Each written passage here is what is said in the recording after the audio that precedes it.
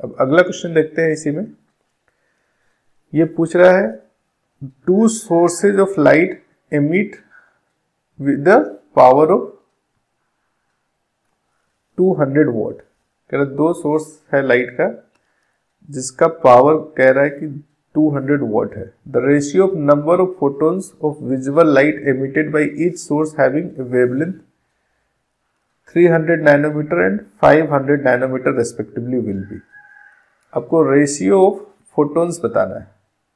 क्या बताना है? Ratio of number of photons of visual light emitted by each source. तो ये जो फोटोन दिया गया है दोनों सोर्स के द्वारा, ये अलग अलग फोटॉन्स आपका इमिट कर रहा है। ये अच्छा, दोनों का जो पावर है वो सेम दिया हुआ है, राइट। तो नंबर ऑफ फोटॉन्स कैसे निकालते हैं? तो पावर जो है ना, पावर जो है एनर्जी पर सेकेंड है, और एनर्जी को हम कैसे दिखाते हैं? एक फोटोन की एनर्जी जो है वो hc/λ होता है, राइट। तो पहले वाले केस में, फर्स्ट वाले केस में ये फोटोन की जो एनर्जी है वो hc/λ1 है। दूसरे के केस में ये hc/λ2 होगा। ये एक फोटोन की एनर्जी है।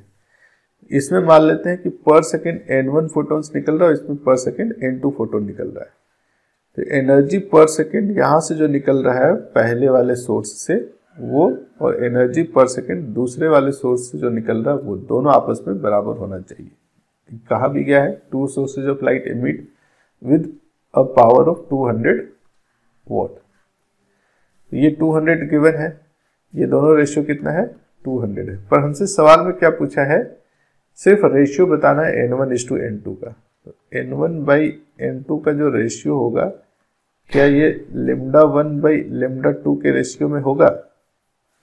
बिल्कुल होना चाहिए। λ1 इज 300 डिवाइडेड बाई 500। अब नैनो लिखने का जरूरत नहीं है क्योंकि दोनों कैंसिल ही हो रहा है, तो ये 3/5। सही आंसर क्या है? 3:5। सवाल थोड़ा घुमा के पूछा है, पर जितना कॉम्प्लिकेटेड दिख रहा है उतना कॉम्प्लिकेटेड ये है नहीं। अब आप लोग कहेंगे सर 200 वॉट का कोई इस्तेमाल नहीं हुआ, तो कई बार कुछ डेटा आपको बरगलाने के लिए, भुलवाने के लिए दिया रहता है, उसमें फंसना नहीं है।